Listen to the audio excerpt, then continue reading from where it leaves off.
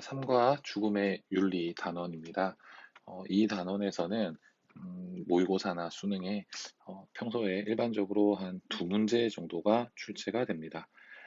이 두 문제 중에 첫 번째 문제는 죽음에 대한 어떤 사상가들의 입장, 그래서 결국 죽음관에 대한 문제가 거의 반드시 출제가 되고, 또 한 가지는 삶, 그리고 죽음과 관련된 윤리적 이슈에 대한 문제들이 출제가 됩니다.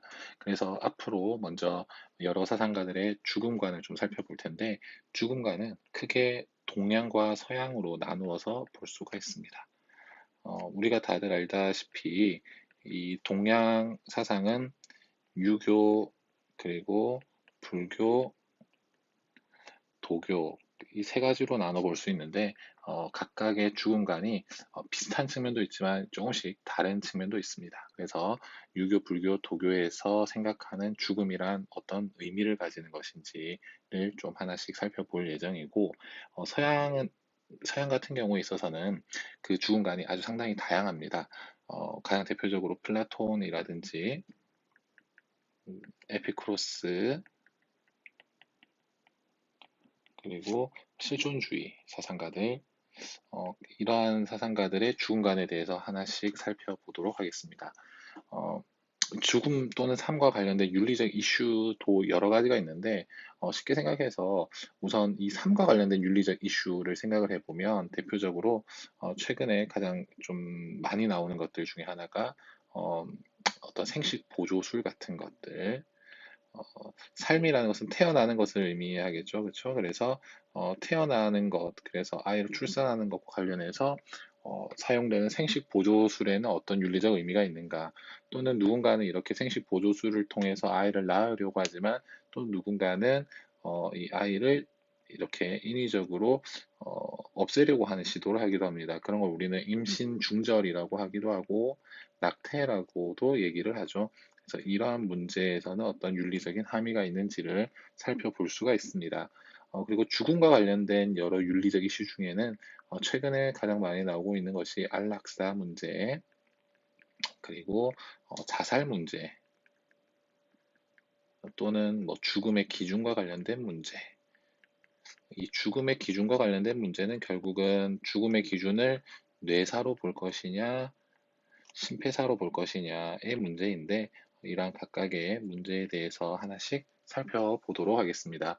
자, 먼저 동양의 죽음관부터 살펴보도록 하겠습니다. 동양의 죽음관 중에 제일 먼저 우리가 볼 건 유교에 있어서의 죽음관이 되겠습니다. 우리가 흔히 유교라고 하면 가장 대표적인 사람 공자를 떠올릴 수가 있습니다.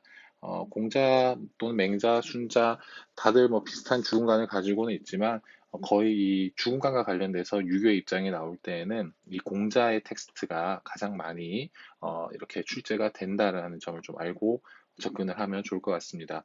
어, 공자의 텍스트 중에 이런 말이 있습니다. 그 공자의 텍스트는 논어인데, 논어는 결국은 공자와 공자의 제자가 같이 이렇게 대화하는 형태의 그 책이었습니다. 그래서 제자가 공자에게 무언가를 물어보면 공자는 그것에 대해서 이렇게 답해주는 형식으로 이 책이 서술이 되어 있습니다. 뭐 여러 가지 주제로 대화를 나누는데, 하루는 공자의 제자가 공자에게 죽음에 대해서 물어봅니다. 그래서 이제 좀 더 구체적으로 얘기하면 귀신을 섬기는 방법에 대해서 물어보죠. 그런데 여기에서 이제 공자가 대답하기를, 나는 아직 사람을 섬기는 방법도 모르는데, 어떻게 귀신을 섬기는 것을 알겠느냐? 이렇게 얘기를 합니다. 그래서 이 공자의 말을 통해서 공자의 어떤 죽음관을 어느 정도는 우리가 추론을 할 수가 있는데, 사람을 섬기는 것, 여기서 말하는 이 사람을 섬기는 것은 살아있는 어떤 사람, 즉 현실적인 문제에 해당이 됩니다. 하지만 귀신을 섬기는 것은 죽은 대상과의 관계를 나타내는 것이기 때문에 어떤 죽음으로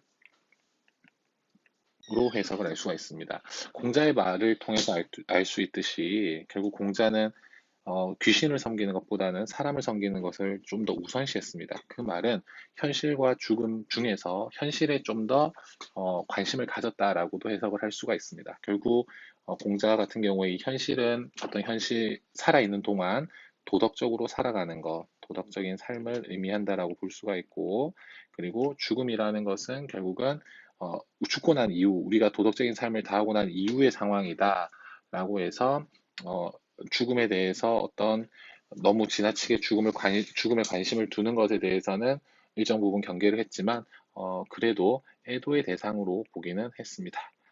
어, 유교의 전통에 보면 제사를 지내거나 또는 뭐 상례를 지내는 그런 풍습들이 다 유교의 어떤 전통에서 이어진 것인데 그런 것들을 보면 아, 유교 사상에서 죽음이라는 것을 슬픔의 대상으로 보고 있구나라는 것을 우리가 충분히 이해할 수가 있고 그렇다고 해서 이 죽음 이후의 세계, 사후 세계에만 너무 몰두한 나머지 현실을 부정하거나 현실에서 벗어나려고 하는 그런 사상은 아니다라는 것을 알 수가 있습니다.